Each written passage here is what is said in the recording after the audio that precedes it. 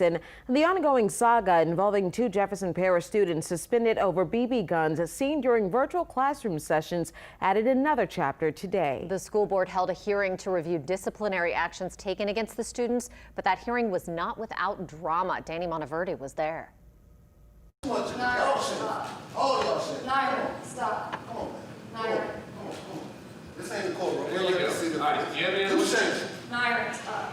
An angry Nyron Harrison marched himself and his son, Kamari Harrison, out of the Jefferson Parish Public School System boardroom nearly 6 hours after they arrived Friday. The appeal hearing was to determine if Kamari's 6-day suspension for having a BB gun in view of his virtual class back in September while in his bedroom should be overturned. The Woodmere Elementary 4th grader said he was moving it so his brother didn't trip on it. The Harrisons have argued their home is not an extension of Kamari's classroom.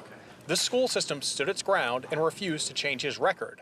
That, even after a new law was passed and named in Kamari's honor to deal with similar situations. Are you aware that you got suspended because you brought your BB gun to school? I didn't bring my BB gun to school. School board member Simeon Dickerson, a former teacher, asked Nyron Harrison, Kamari's father, to think of how his teacher felt seeing a gun on her computer screen. I know what a BB gun looks like, and you know what it resembles?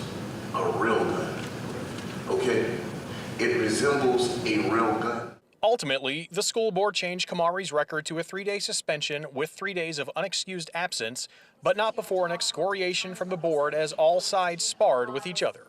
The only thing that's never happened before is no one's made it a media sensation. And the only reason that happened is because of COVID, because we're in a virtual world. Reporting in Harvey, Danny Monteverdi, Eyewitness News. And we just received a statement from Jefferson Parish Schools in response to today's hearing. It reads in part, quote, "We hope it is clear that we have and will continue to follow state law in regards to disciplinary matters. We are committed to making and standing by decisions that are in the best interests of our students and schools."